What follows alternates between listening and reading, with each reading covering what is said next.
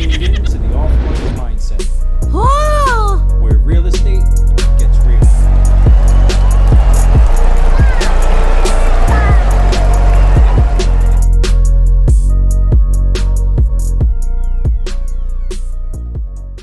Welcome to another episode of the Off Market Mindset.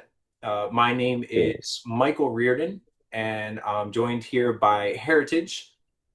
He is 21 years old. He is a content creator, social media manager, but more importantly, he's a brand builder. So one of the great things about him is he doesn't just create content. He doesn't just help you manage your content, but he also builds that content around you and your story to help you build a brand in the process. Now, he's also a real estate investor. He got started by taking imperfect action and purchasing his first properties. And that's absolutely amazing, being only 21 years old. Not only is he already an entrepreneur in one business, but he's doing it in two. So, Heritage, I know I gave you a little brief introduction, but am I missing anything there? Is there anything else that you'd like people to know about you or your companies? Hey, hi, boss. That is really, really good. I think that sums my what 21-ish years in like 5 minutes. Exactly, that's good. So yeah, more context. My full name is God's Heritage, but I go by Heritage for short. I'm an investor. I started from joining the Subto community. That's where I learned all the tactics of investing, of buying properties, how to find a good deal, how to negotiate a deal, how to underwrite the deal. And from there, I was able to learn everything it takes to hop into the game of investing. So I took imperfect action, just like Mike said. So I agree with Mike. Yeah, Michael. Either way. Nice, nice, got you. So just like Mike said, I took imperfect action. I found my first property. I bought my first property last year December. More context, this is 2025 right now. And I finished school, but my one goal was to buy one property before I finished college. That was my one goal. And of course, at the time, it was a very daunting goal because, like, buy a property as a college kid, I almost thought it was impossible. So I did more research. I took imperfect action, and here I am right now with two properties actually, and I just finished college last month. And now I'm doing a pivot into not like a pivot, but I'm merging my skills in media and real estate together to build a company to help real estate entrepreneurs build their brands on social media. Nice, man. Okay. And when it comes to brand building, like obviously with your main skill is being a brand builder, right? Um, how do you focus on your own brand as well as developing and building other people's brands as well? Good question. Good question. I'll say that's actually tough. It's one of the toughest parts because for right now I post 3 times a day. I post 3 times a day. My team is grinding content. All collectively bring out like 50 pieces of content from our team every single week, like 200 plus pieces every single month. So when it comes to like my own personal brand and at the same time like having clients, working with them, helping them tell their story more, for me it's like finding a mix between. So one thing I've learned to work well for me is to build a team of killers that are equipped, that I've trained. I've probably spent like at least 200 plus hours at least training my team on just the things to do, my production team especially. So they mainly have all the skills required to build a brand for all the clients we work with. And I have my director, super smart guy. So the team mainly has been equipped with all they need to do to build the brands, to build the content for all the clients we work with. So what I do on a day to day is just strategize with them, so that helps me so much because all then I have to focus on is making more content, doing more sales, and just marketing really. So long story short, like my team manages the entire content production for all the clients we work with. I just oversee them if they have any fires or any major issues. Like let's say if the world is about to end now, I'll definitely pay attention to that. Yeah, yeah. No, I get you. And I guess what was it that made you decide to get into that industry? Mm. That's a good question. So this has been something I've wanted to do for a very, very, very long time. So it's the classic. So picture me as the classic 12-year-old that sees people posting content on YouTube and is like, I also have my YouTube channel. So that 12-year version of me was birthed a long time ago. And I always wanted to do it, but I've always been scared of people judging me, people thinking I look funny, people thinking my hair looks funny, or I have gap teeth or things like that. So the thing that really got me in was getting into this real estate space and listening to big mentors like Pace Morby hammering down on the concept and the facts that we need to build our brands. And from then it just really struck to me that okay, what is the worst case scenario right now if I start building my brand in 2025? I thought to myself, I wrote that down on my whiteboard, and I Yeah. didn't ask myself, what is the best case scenario, the worst case scenario, best case scenario. I wrote the exact thing on my whiteboard. Until now, I look at a whiteboard every single day. And it's like the best case scenario is the upsides. It outgrew and outlasted the downsides. So for me, it was a no-brainer. And then so I started making content like more proactively around like January to February of this year. And then I hit another main roadblock because then I was more actively buying properties. I was outsourcing, I was looking for properties to buy, door knocking, hunting, looking for deals, the regular investor life. And I would see that on average, for me to post out good content, because content has to be quality and has to have quantity. So post massive amounts of volume, but also quality.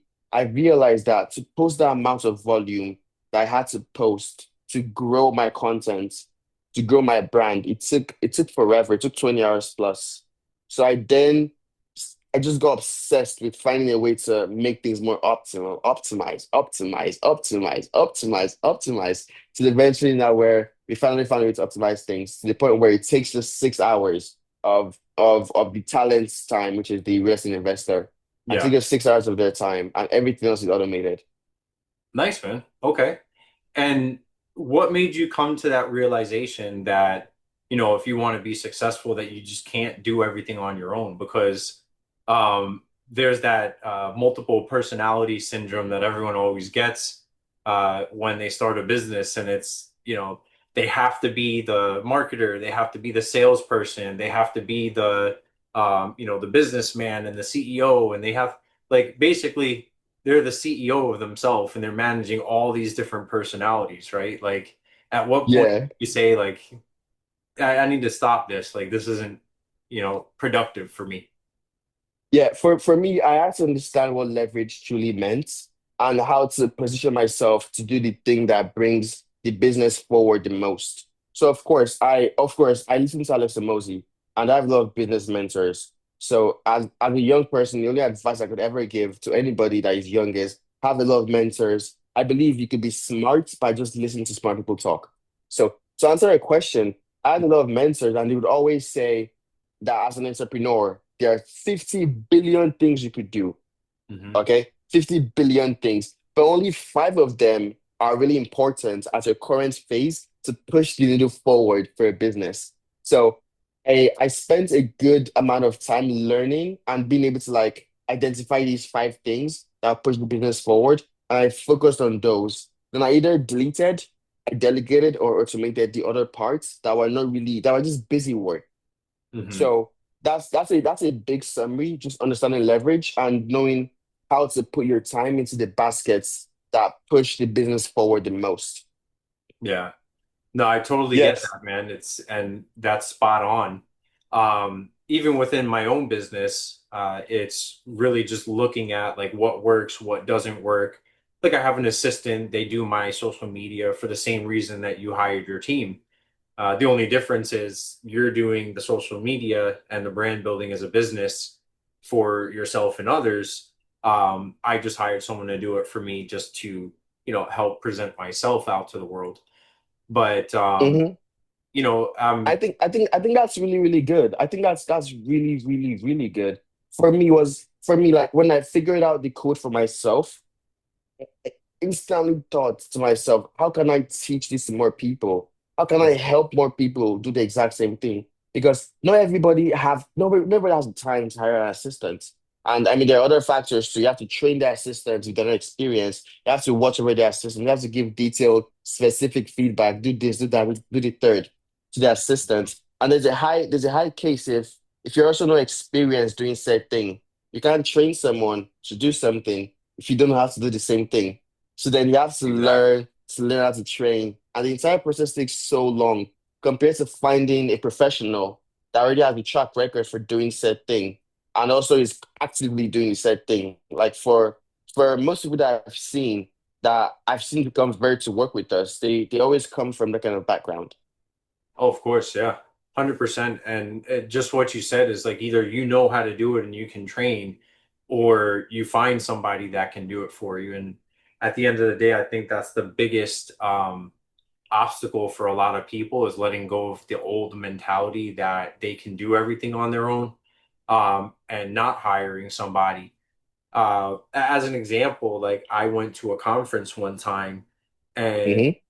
when I went to this conference, you could stay in the hotel room that was in the building. You just walk down and you're at the conference, or you could stay in another place that's cheaper, right? Well, with the old Hmm. mentality of thinking, when I had gone to this conference, I remember, oh yeah, well, I'm going to save money. Let me get another hotel that's like, That's $100 cheaper. cheaper per night. So I rented this hotel. It's $100 cheaper a night. I saved about 500 bucks. When I got to the airport, it was like 60 something dollars to take a Uber to the hotel.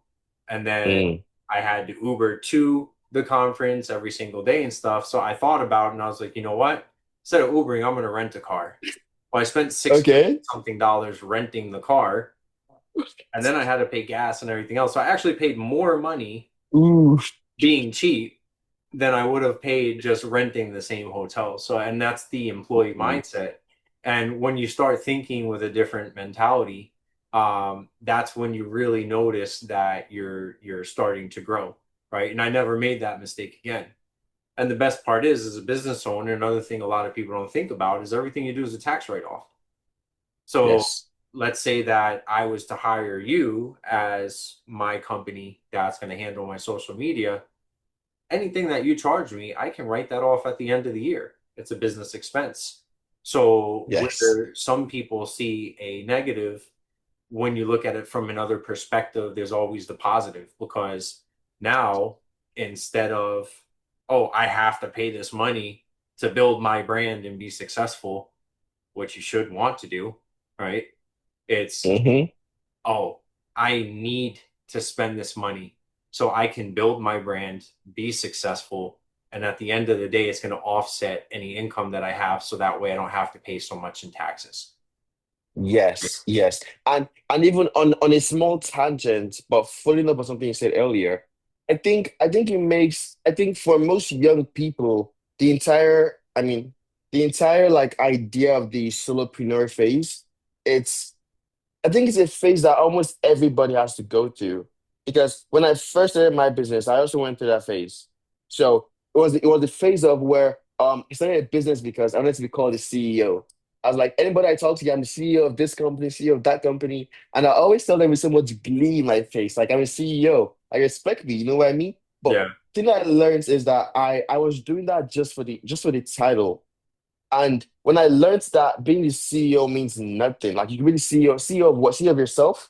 Like there's really not much leverage there. So it got to the point where this new company of mine, do I structure the company? I mean, I'm the founder, I'm the CEO technically, but I don't call myself the CEO. Like Yeah. in the company on my LinkedIn, I'm the director of operations in the company. So it's like I've fallen in love with the work so much that I just do the work without its title, without having to say Mhm. I'm a CEO, I lead a team of like 8 people. No, I'm just a director. And there are other directors in the company too. We have a director of productions. So it's like there Yeah. is there is no key head, but at the exact same time too, I'm able to like coordinate the entire team to face a unique direction and help the most people.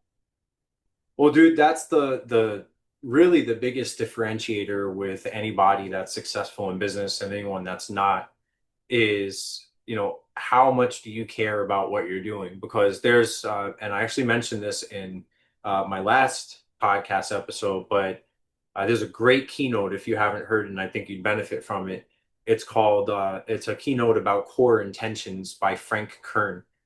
And Mm. Frank Kern, are you familiar with who he is? No. So he's one of the founders of marketing. So he's basically he everything that is marketing and advertising today, he helped to create. And he talks about a story of core intentions where he said, well, you could do something and then you can do something for the right reason. He said that he started a company one time, it was making millions of dollars every year. He had Ferraris and Lamborghinis, he had the mansions and all this other stuff, but he hated his customers and his customers hated him. Mm. So he said every day he had to wake up hating his life, hating his business, and he had all this money, but he didn't enjoy it. And the reason he didn't enjoy it is because he didn't connect with what he was doing and he didn't connect with the people that were doing it with him. Right. And then when he shifted his core focus and his core intention, he started doing things because it was something that he connected with. Instead of Mm. going for the money and the Lamborghinis and stuff, he said, hey, what can I do that I'm going to feel good about doing?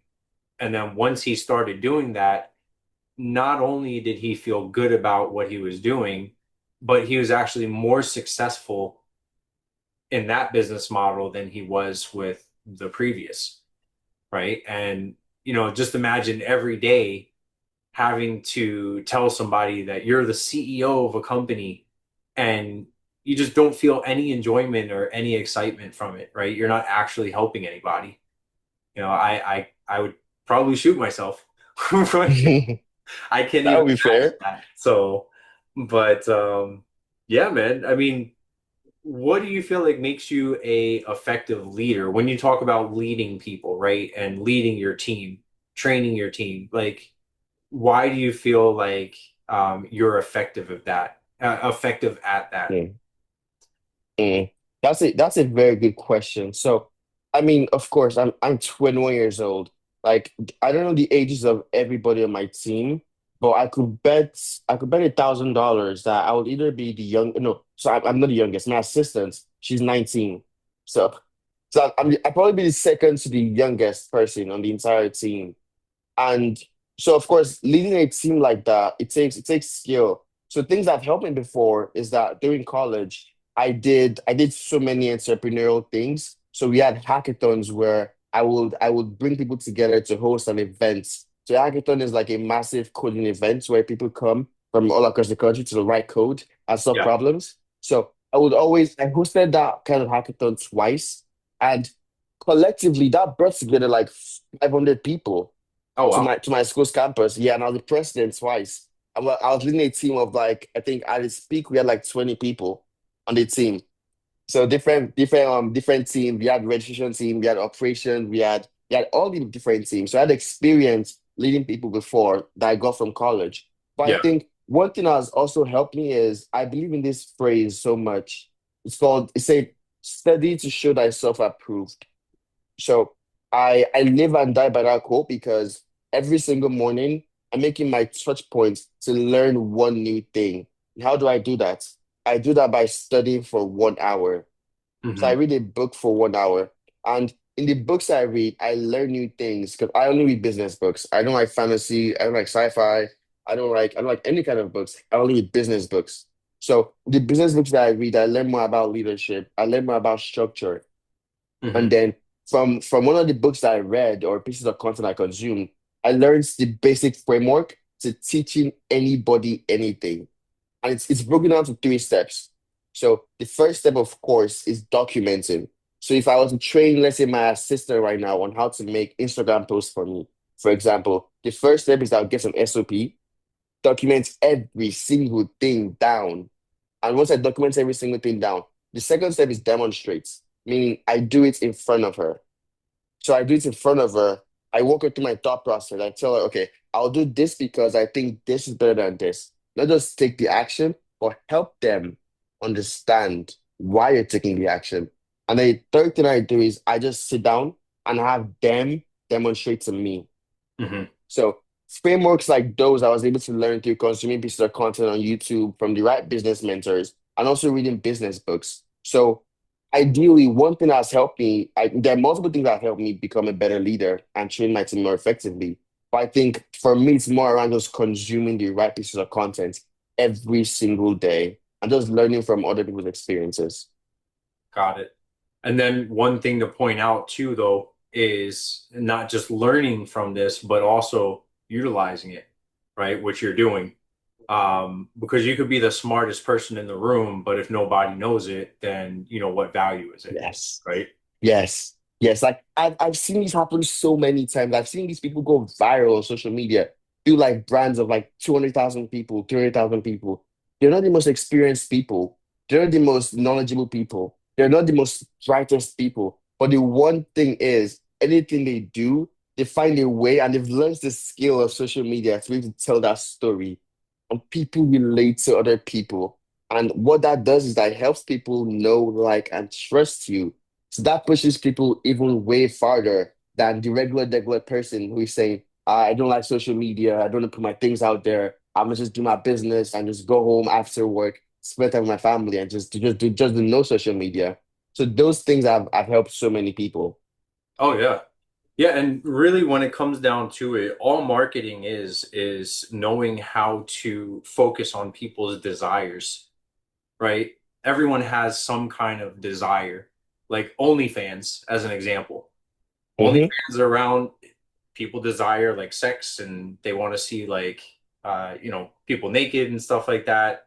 And other people look at it like, oh, that's disgusting and oh, that's not, ethical and all this other stuff, right?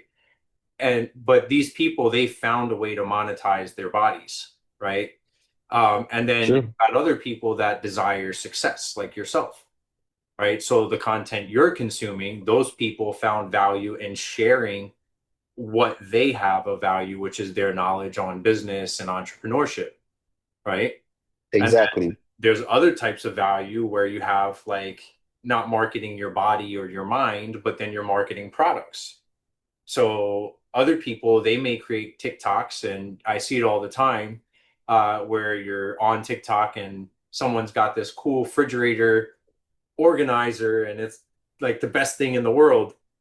And they know how to make a video to market that to the people that are looking for things like that, right? So Hmm. when it comes down to it, if you understand your own true desires first and then how to take that and implement it within your life and then share that with other people, you're going to connect with the correct audience, which goes back to that core intention, right?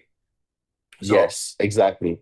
and if you're not educating yourself on, what it is that you're doing and continuously updating yourself, how can you continue to give value to others? So I like that you continue to read a book every single day, an hour a day, and just continue to build knowledge within yourself. So now we haven't really talked too much about the real estate side of things. I mean, we have gone over Hmm. your other business. So um, what was it that got you like interested in real estate? How did you find Subto and Pace Morby? And like, what's your experience been with that? And just so people know, I do represent Subto as a We community, all do. but I am not like an affiliate of Subto where I'm trying to make money off this. I do have affiliate links. So if it's something that you're interested, I can talk to you about it. But the purpose of these is just to share people's stories. And this interviews that I'm doing is with other students just to kind of get their name out there and spread the word. So now that I got that out the way, like how did you get into real estate? How did you get into Subto? And then what's been like the biggest value that you've been able to take from it?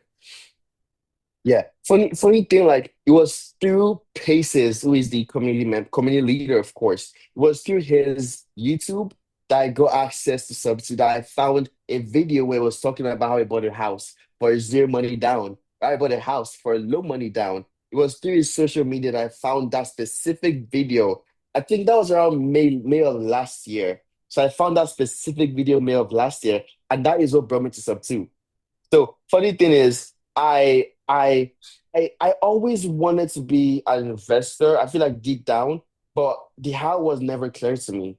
So Mm. when I was in college, my entire goal was just to do more, do better, be better. Because people my age, they find themselves, how do I say this in a nice way? They find themselves to bask in mediocrity.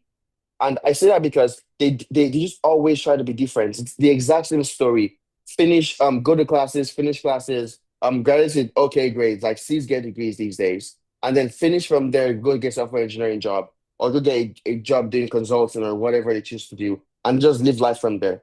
But for my case, I think I had to redefine what success felt like for me because for the longest time I was always chasing money. That was why I got a software engineering degree, a computer science degree to go Yeah. to software engineering to make so much money. But I had to redefine what success looked like for me. And I understood that for me, there were around three things: time freedom, location freedom, and financial freedom. And then I realized that going to a software engineering degree, going to a computer science software company where I'm writing code all day from 9 to 5, then going back home, that wouldn't fulfill me in all those three things. So my question then was, how can I put myself in a space where I'll get these three levers? Of course, then real estate. So I found real estate out to, of course, Googling how to make money passively. So like everybody has Googled that question before. I Yeah. then found that out, and then very quickly I hit a roadblock. I understood that as a young person, having like little to like no like longer than 3 4 years credit history, I would not qualify for an average loan because I had no W-2 experience. I had okay credits, and I didn't have a full-time job that was bringing money to show to any banker or any lender that I could afford to pay back. So back then I would say if anybody gave me a loan, like they should be fired because I was definitely not qualified. Like really, they should be fired. Right. So I was really not qualified. So Committed I fraud. then came across, yes, yes, definitely. So I came across Subto Pace Morby when I of course Googled how to get a house with no money down. Pace Morby came up through his personal branding, his strong personal branding. And then I Mhm. kept watching videos, kept watching videos, kept watching videos, and I learned some more.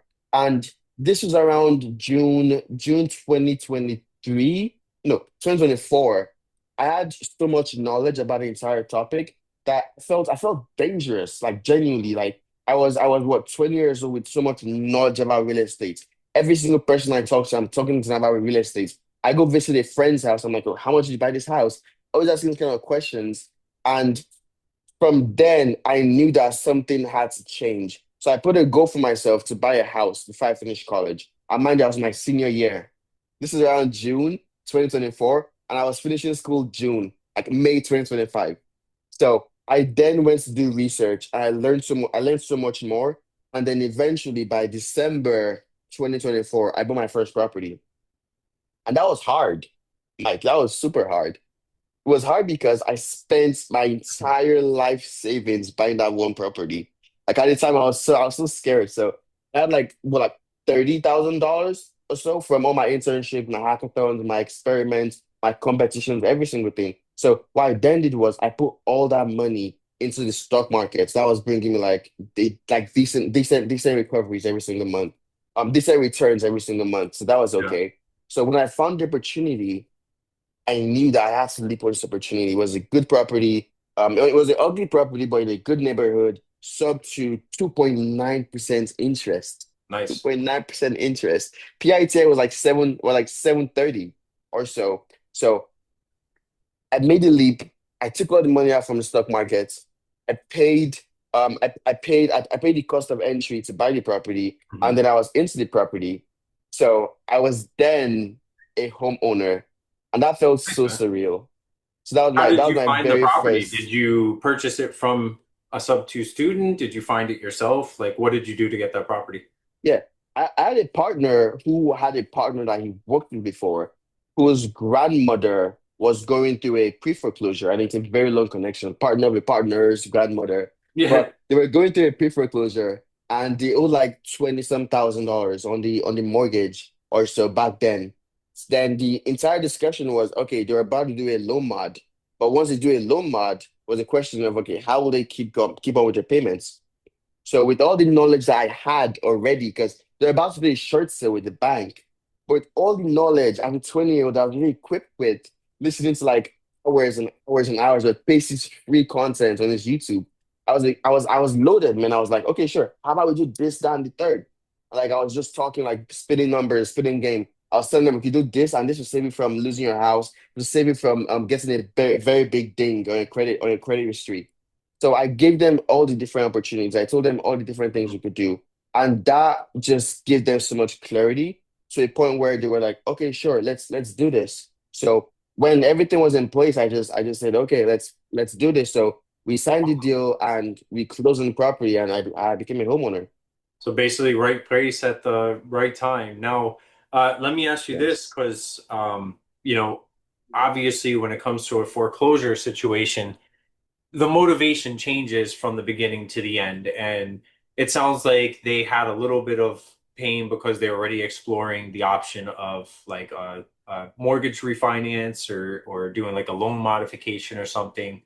Um, how motivated were they at the time that you spoke with them? Because um, this goes to show also how the knowledge that you had helped you to negotiate that. Because I'm going to ask some other questions after that. But, um, Mhm. where was their level of motivation at the time you spoke with them? Oh, they were very motivated. So more context, yeah. The lady who had been living in the house, her husband died. And I mean, when he died, she just felt this kind of way. She didn't want to be in the property. She didn't like the property anymore. Everything just kept reminding her of him. Yeah. And she, from what I heard, she picked herself and I think her two or three kids, and she left the house the exact same way it was. She was like, it was like she eloped. And she had looked for around like 5 to 7 years, and the house was just sitting down. And I think it was up until the seventh year or the fifth year, either or, she stopped paying the mortgage. So she had a year's worth of unpaid mortgages with interest, with extra taxes, Lawyer with fees. other fees, Yeah. everything. So it was all that I was piled up, and then she had an option to do a short sale because she left the house for so long, the quality of the house degraded was worth like so little compared to what it's worth right now. Oh, yeah. So she had like two options: either to do a short sale and not get any money and get a very bad ding to her credit score, or work with us where we're able to give her around like I think $15,000 to walk away with like on day one. She got Yeah. $15,000 on day one. And that was like a better deal than she could have ever gotten anywhere else with the quality of property she had right then. Hmm. So basically, again, just situations aligned. Like she wasn't emotionally motivated to keep the house. And then on top of that, she was in a situation where she was losing money. She was gonna not only be losing money, she was gonna lose her credit that she had. And then on top of that, you know, she was able to walk away with money by, doing the deal with you. So you helped save her credit, and then you put money in her pocket at the same time. And not only that, but the long-term benefit to it as well is the fact Yes. that, it showed that that loan was caught up and now you're making payments on time. So not only Yes. did you save her credit from having a foreclosure, but you're also helping to rebuild her credit for the future as well, which is amazing. Yes. Yes. And then what we did with that house was like something like not too unique, but we added a bedroom and a bathroom to that house. We then rented it out for like 24.50 a month. And the PIT was like 730. So we cashed out like crazy on that property after the rehab. Nice, man. What's your net on Yeah. that property? Is it monthly? Yeah. So I mean 24.50 minus 730, around like 1700-ish. And then with expenses and everything else, like your maintenance reserves and factoring, like if you're taking care of maintenance, if the renter's taking care of maintenance, Hmm. so your net is No, no. So that's before the capex reserves. So including capex and like possible vacancies, we're probably going to be around like 13 to 1200 a month.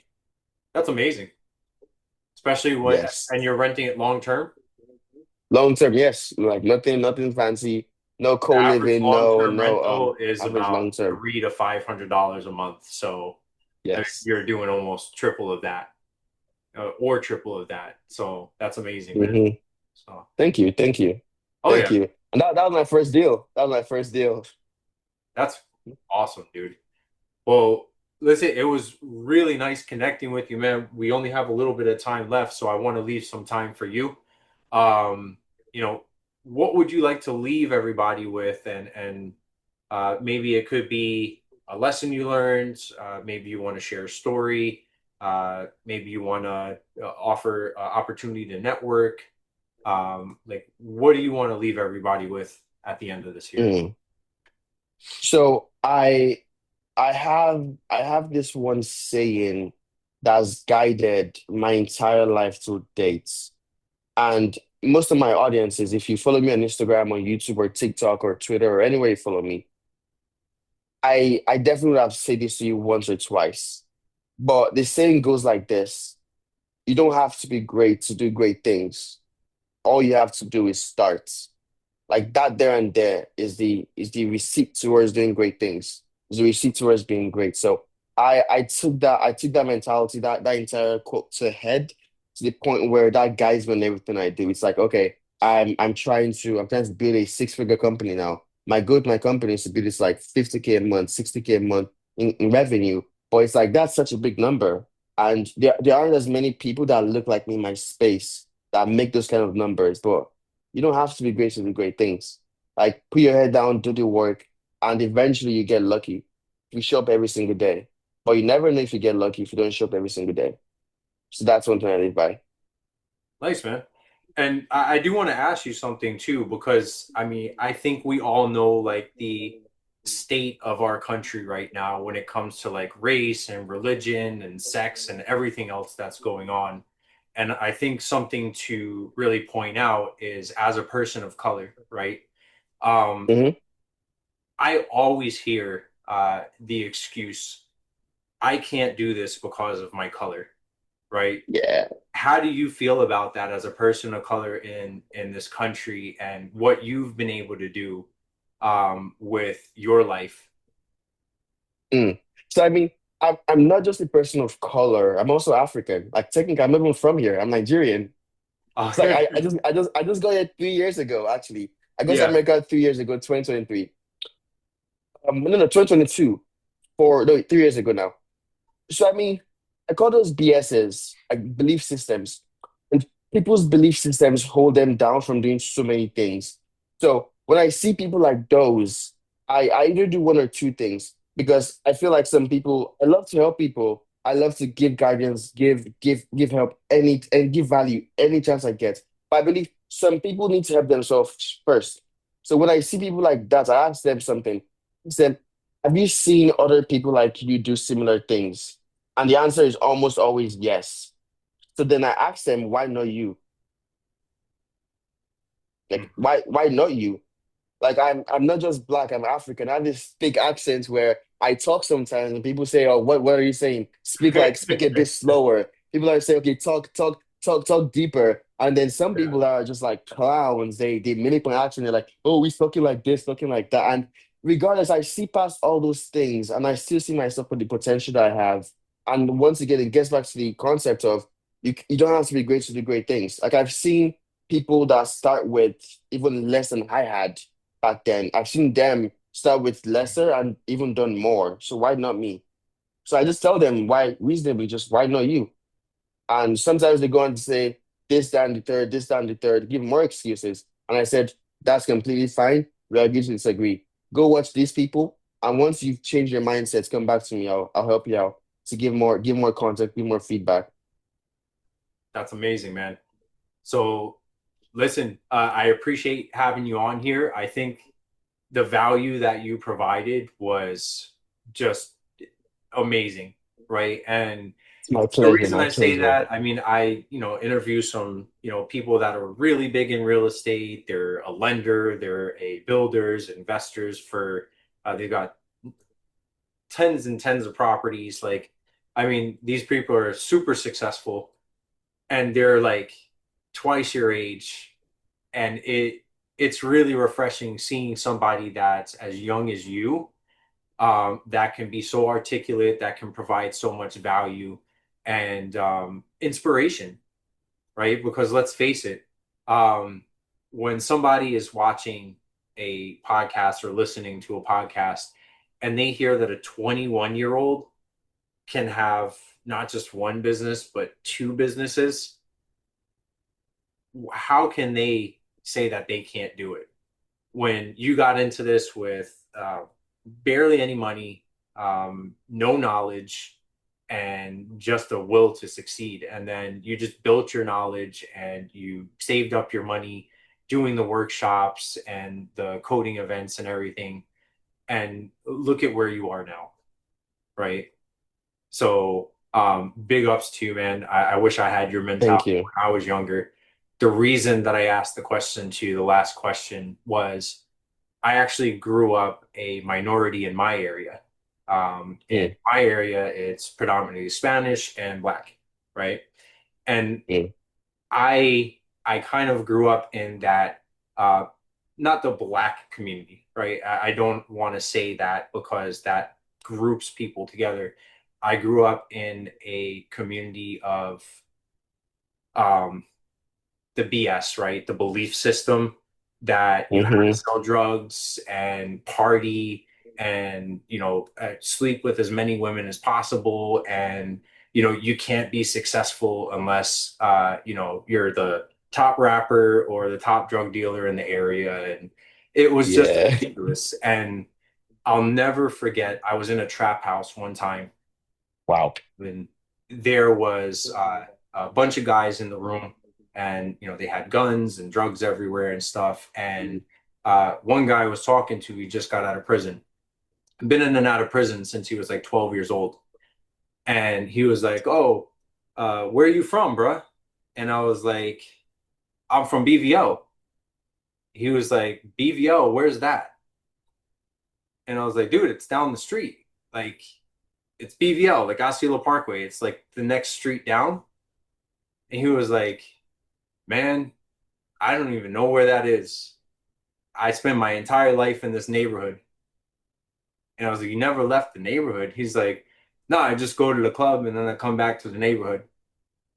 And it's like, thinking back now, I think about like how the belief systems that people have affect their lives, right? Like, imagine how much more enrichment that he would have if he could just see the world for what it is, because all he knew was his neighborhood and prison,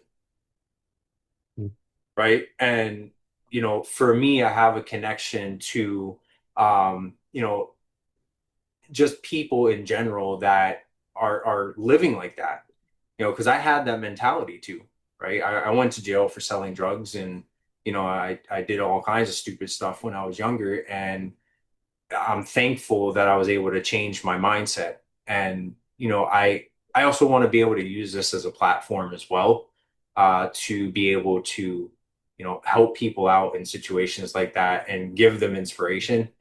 And I could have asked that question to anybody, but just you being so young and as successful as you are, I think it's a perfect opportunity to get somebody like that, to see somebody they can relate to. A young Black man that started from absolutely nothing and built yourself up in such a short amount of time to be as successful as you are, right? hmm And even to the point where I mean I'm not the most experienced investor. I own just like a small number of properties. There are people with hundreds of thousands of units and things like that. But my entire purpose through social media and branding is to teach the few people. I mean, no, the many people that are one, that are two steps behind me, that are three steps behind me, and show them that are behind me that these things are possible. So I've done that through having talks in my school back when I was in college. I'd have talks with even the Africans in my school, the other minorities in my schools. I walk them through my processes. I'll make videos documenting my entire processes. The first house I bought, I made so many mistakes. I mean, like fun facts, I bought a house and I didn't know the house had no roof. Oh yeah, I remember you told me that. That's so Yes, funny thing. I mean, I told you that like the main issue wasn't that it didn't have a roof, but I didn't know it didn't have a roof. up until like I think the second day after we closed, I just stepped back a little bit and I was watching like man, finally bought a house. Nice, nice, nice. And I looked at the neighbor's roof and the shingles, everything looks super good. And then the mine's and it was like, oh, just like plastic covering, like literally just plastic covering, no shingle. And I was like, Oh man, well, that's so funny. so my entire like concept through social media is just like give as much value to as many people that are 1 or 2 or 3 steps behind me. And regardless of your age, it could be 40 years old, it could be 50 years old, or 60 years old. I think the average first time home buyer in America right now is like 40 or 38 years old. Like the average first time home buyer in America. So Yeah, like regardless of the age, just giving the value. And if you want some more value like that, you can follow me on Instagram or YouTube or TikTok or everywhere. awesome, man. And I'll make sure we're gonna post everything in the comments below, in the description below. Yes. And Yes. if everybody got value out of this, make sure to add some comments below. Let me know what we could have done better and how we can provide more value in the future, as well as like, comment, subscribe, share, hit that notification button, and do everything that you do with social media. But Yes. Heritage, it was great meeting you, man. You're an inspiration, not just to everybody, but to me as well. I Thank you. hope to be able to continue to, connect with you and network with you. So Yes. And last thing before we go, guys, you don't have to be great to do great things. All you have to do is start. And all my socials will be down below. My Instagram is billionaire Tage. I want to be spelled out billionaire, then Tage. And everywhere else, find me Godsheritage Adeoye. So once again, you don't have to be great to do great things. And yeah, thank you. Let's go. no worries. And then for the people that are listening to this instead of watching it, it's God's Heritage,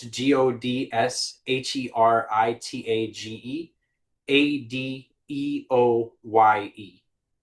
Spot on. All right, guys. Yes. Take care and Heritage. It was a pleasure meeting you, man. My pleasure. Thank you.